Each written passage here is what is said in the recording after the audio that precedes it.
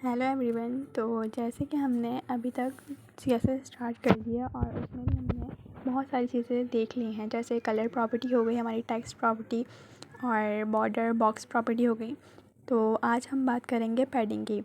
तो पैडिंग की अगर बात करते हैं, जब भी हमारे पास कोई बॉक्स होता है तो उस बॉक्स के अंदर बाउंड्री होती है। बाउंड्री मीन्स हमारा जो बॉर्डर है, बॉर्डर और कंटेंट के बीच का स्पेस है, इसको हम पैडिंग कहते हैं।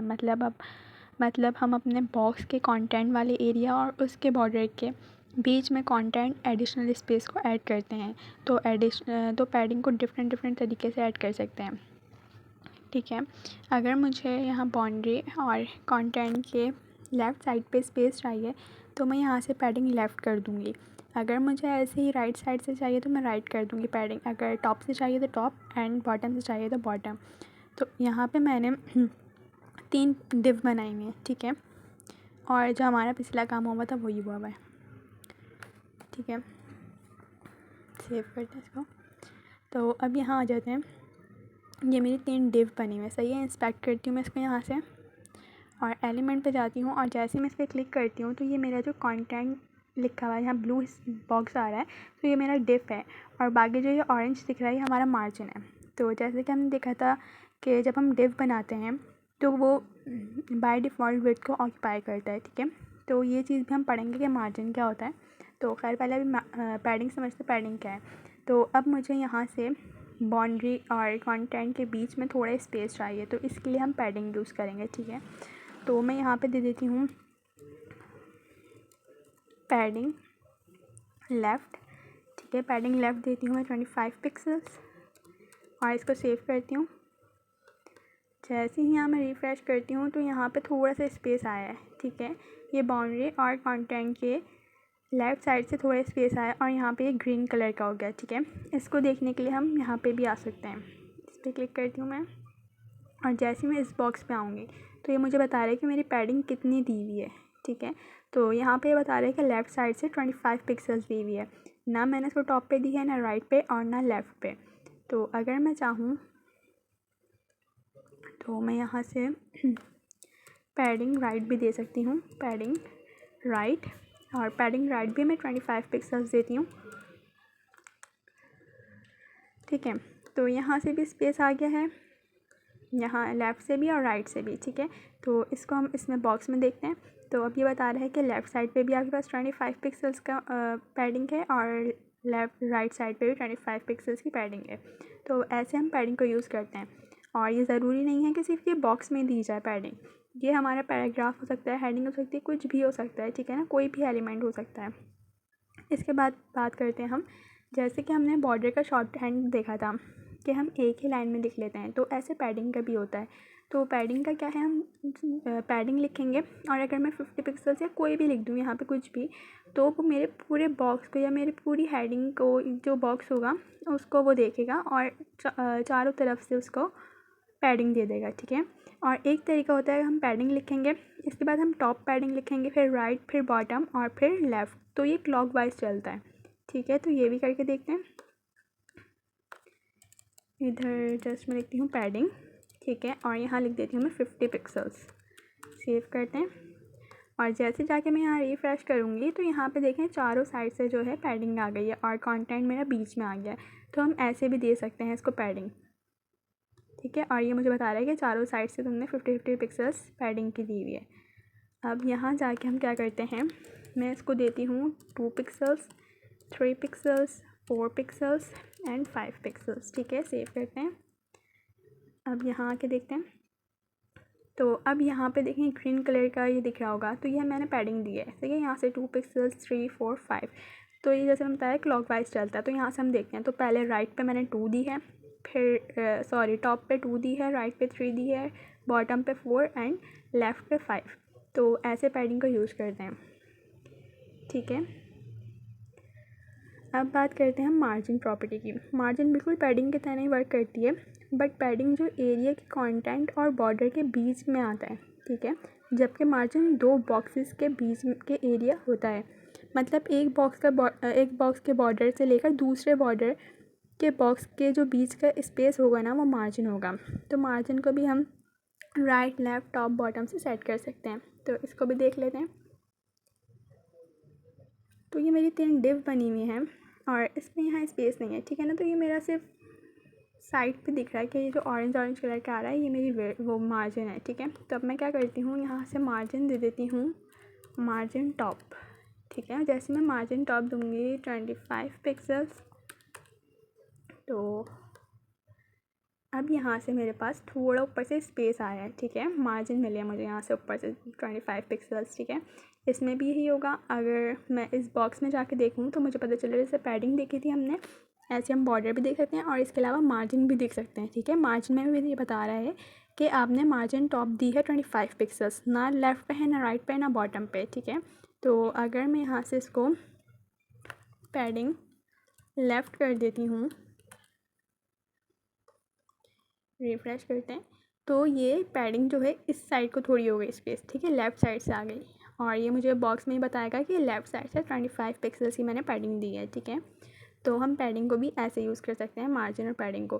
जैसे हमने बॉर्डर और पैडिंग का शॉर्ट हैंड देखा है, ऐसे मार्जिन का भी सेम यही चीज़ है, ठीक है। हम मार्जिन लिखेंगे तो हमारे चारों तरफ से जो है मार्जिन आ जाएगी। इसके अलावा हम क्लॉकवाइज लिखेंगे, पहले टॉप, फिर राइट, फिर बॉटम और फिर लेफ़्ट, ठीक है। ये भी करके देख लेते हैं, इसको हटा देते हैं और यहाँ लिखते हैं मार्जिन, सही है। मार्जिन लिखते हैं मैं 50 पिक्सल्स, सेव करते हैं और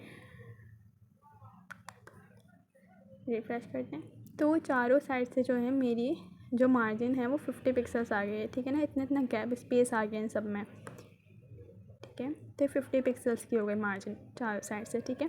इसके अलावा हम क्या करेंगे, यहाँ पे भी वही दे देते हैं same, 2 pixels, 3 pixels, 4 pixels and 5 pixels, save. और अब यहाँ पे आगे देखेंगे तो यहाँ पे हमें अब स्पेस दिख रहा है, ठीक है। तो ये बता भी रहा है होगा, रिफ्रेश करते हैं इसको, क्लिक, तो मैंने इसको 2 दी है, यहाँ से 3 है, ये 4 है और ये 5 है, ठीक है। तो मार्जिन इस तरीके से यूज़ करते हैं। अब जितना हमने CSS पढ़ लिया उससे हम एक नैव बार बना के देखेंगे, ठीक है। नैव बार क्या होता है, जैसे कि ये चीज़ बनी हुई है, ये नैव बार होती है। जैसे हम जिस पे भी क्लिक करेंगे तो ये हमें उस पेज पे ले जाएगा, ठीक है। तो अब मैं क्या करती हूँ, यहाँ पे आ जाती हूँ और इन सब को मैं कमेंट आउट कर देती हूँ, ठीक है। इसको भी कमेंट आउट कर देते हैं, HTML में भी हम इसको कमेंट आउट करते हैं, ठीक है। और अब मैं क्या करती हूँ, मैं एक डिव बनाती हूँ यहाँ पे और डिव में मैं एक ID देती हूँ और ID होगी मेरी नैव बार के नाम से, सही है। सेव करते हैं इसको और स्टाइल में आते हैं और यहाँ देखते हैं नैव बार, ठीक है, कर्ली ब्रेसेस, और इसमें मैं हाइट देती हूँ 25 पिक्सल्स, सही है। और इसको बैकग्राउंड कलर भी दूँगी ताकि पता चले कि हमने क्या करा है, ब्लैक, सेव। तो यहाँ से जैसे मैं रिफ्रेश करूँगी इसको हटा देते हैं, ठीक है। तो यहाँ पे मेरे पास ब्लैक कलर का ये बन के आ गया, ठीक है। अब इसके अंदर हम लिखेंगे, ठीक है। मैं HTML में आती हूँ और डिव के अंदर लिखेंगे, मैं A लिखती हूँ यहाँ पे और A में मैं ID लगाती हूँ, लोगो देंगे हम इसमें, ठीक है। ID लगाती हूँ और इसको बोलती हूँ लोगो और लोगो का नाम लिख देते हैं हम MB, सेव। अब जैसे मैं जाकर रिफ्रेश करूँगी तो ये नज़र नहीं आएगा पर लिखा हुआ है यहाँ पे, ठीक है, क्योंकि बाय डिफ़ॉल्ट ब्लैक आता है। अब हमने यूनिवर्सल सेलेक्टर पढ़ा था कि अगर पूरे पेज में मुझे एक ही चीज़ चाहिए हो तो मैं उसके लिए यूज़ करूँगी, ठीक है। तो मैं यहाँ पे सबका कलर जो है ना वाइट कर देती हूँ, जो भी मैं लिखूँगी ना उसका कलर वाइट आएगा, सेव, ठीक है। तो अब मेरे पास ये कलर वाइट आ गया यहाँ पे लोगों का।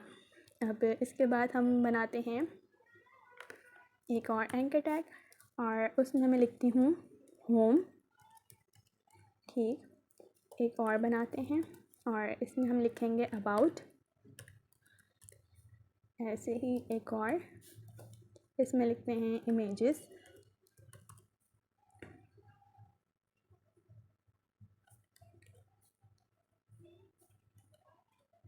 ठीक है। और एक और इसमें लिखते हैं हम कॉन्टैक्ट अस, सही है। सेव करते हैं इसको और अब चल के देखते हैं। तो इन सब का कलर वाइट आया है, ठीक है, क्योंकि मैंने कलर वाइट कर दिया है। अब ये सारे जो हैं कोई काम नहीं कर रहा क्योंकि मैंने इसमें कोई लिंक नहीं दिया हुआ। इसके साथ में एक और बना लेती हूँ इनपुट, ठीक है। और इनपुट में मैं लिख देती हूँ ऐसी सर्च, ठीक है। और इसमें प्लेस होल्डर हम देते हैं सर्च। प्लेस होल्डर हमने देखा था जब कुछ नहीं लिखा हुआ होता तो हमारे पास लिखा हुआ आ रहा होता है, ठीक है। जब आप वो लिखेंगे उसके अंदर इनपुट में तो वो चला जाएगा, गायब हो जाएगा। अब एक बटन भी बना लेते हैं, ठीक है। बटन में मैं लिख देती हूँ, सेव करते हैं इसको भी। और अब यहाँ आते हैं तो यहाँ पे मेरे पास एक इनपुट बन के आ गया और एक बटन बन के आ गया, सही है। अब मैं क्या करती हूँ, मेरा लोगो है तो मैं लोगो का कलर चेंज कर देती हूँ, हैशटैग लोगो, ठीक है। कर्ली ब्रेसेस लगाए, कर्ली ब्रेसेस लगाए और इसका कलर कर देते हैं हम येलो, ठीक है। सेव करते हैं, ठीक है। और सेव करके इधर आते हैं, सेव नहीं किया, ठीक है। तो ये कलर येलो हो गया, ठीक है। अब ये लोगो है तो इसका हमने फ़ॉन्ट साइज़ पढ़ा था बड़ा कर, मतलब फ़ॉन्ट साइज़ भी पढ़ा था हमने, तो मैं इसका फ़ॉन्ट साइज़ बड़ा कर देती हूँ, इसका 20 पिक्सल्स कर देती हूँ ताकि पता चले ये लोगो है, ठीक है। तो इसका मैंने 20 पिक्सल्स कर दिया, तो ये लोगो है हमारा। अब मैं बटन का कलर भी येलो कर देती हूँ, ठीक है। यहाँ लिखते हैं बटन, बटन, और इसका बैकग्राउंड कलर चेंज करना है तो बैकग्राउंड कलर में लिख देते हैं येलो, सेव। और इसका भी बैकग्राउंड कलर चेंज हो गया है, ठीक है। तो अब ये सब चीज़ें हमें देख लें। अब हमने मार्जिन और पैडिंग पढ़ी थी, तो अब मुझे यहाँ पे स्पेस देना है। जैसे कि मैंने बताया था कि हमें अगर स्पेस देना हो तो उसके लिए हम मार्जिन यूज़ करेंगे, ठीक है। मैंने बताया था ज़रूरी नहीं कि वो बॉक्स ही होना चाहिए, वो एक एंकर टैग हो सकता है, वो पैराग्राफ, हेडिंग, कुछ भी हो सकता है, ठीक है। तो अब इसको हमें मार्जिन जो है स्पेस देना है, वो कितना देना है, राइट साइड से देना है, ठीक है, कि यहाँ पर आ जाए, साइड हो जाए थोड़ा थोड़ा, ठीक है ना। तो मैं मार्जिन राइट दूँगी, तो मुझे एंकर टैग्स में देना है और मैं यहाँ लिखती हूँ मार्जिन राइट, ठीक है। और मार्जिन राइट में दे देती हूँ 50 पिक्सल्स, सेव करते हैं। तो यहाँ पे स्पेस आ गया सब में, ठीक है। तो एक कहीं पे भी हम जाते हैं किसी भी वेबसाइट में तो नैव बार तो लाजमी होता है, ठीक है। तो नैव बार हम इस तरीके से बनाते हैं। इसके अलावा ये अंडरलाइन दिख रही हैं, तो ये एंकर टैग में बाय डिफ़ॉल्ट अंडरलाइन आते हैं, तो इसके लिए हमने पढ़ा था एक टेक्स्ट डेकोरेशन, ठीक है। तो अगर मैं टेक्स्ट डेकोरेशन को नन कर देती हूँ, सेव करते हैं, तो ये जो है अंडरलाइन हट जाएंगी। टेक्स्ट डेकोरेशन सिर्फ इसी के लिए यूज़ होता है और किसी चीज़ के लिए यूज़ नहीं होता, ठीक है। सिर्फ अंडरलाइन हटाने के लिए ज़्यादातर यूज़ करते हैं टेक्स्ट डेकोरेशन को। तो हमारे नैव बार बन गया है। अब मैं काम करती हूँ, हमने यहाँ पे पढ़ा था बॉर्डर, सही है ना। तो मैं नैव बार को ना एक बॉर्डर देती हूँ, बॉर्डर स्टाइल, ठीक है। बॉर्डर स्टाइल दे देती हूँ सॉलिड, ठीक है। और मैं इसका कलर भी थोड़ा चेंज करती हूँ बॉर्डर का, बॉर्डर कलर में दूँगी ये वाला, सेव। तो यहाँ पे एक बॉर्डर भी बना गया, ठीक है। बॉर्डर जिस तरह का आप देना चाहें वो दे सकते हैं। तो हमारा ये नैव बार बन गया। तो हमने अभी तक जो हमने स्ट्रक्चर पढ़ा था और स्टाइलिंग पढ़ी है CSS की, तो उससे हम इस तरह से स्टाइल दे सकते हैं अपनी वेबसाइट को, ठीक है। नैव बार बना सकते हैं, कुछ भी बना सकते हैं अभी तक जो हमने पढ़ लिया है का। तो अब नेक्स्ट वीडियो में हम देखेंगे डिस्प्ले प्रॉपर्टी। तो मिलते हैं नेक्स्ट वीडियो में, थैंक यू।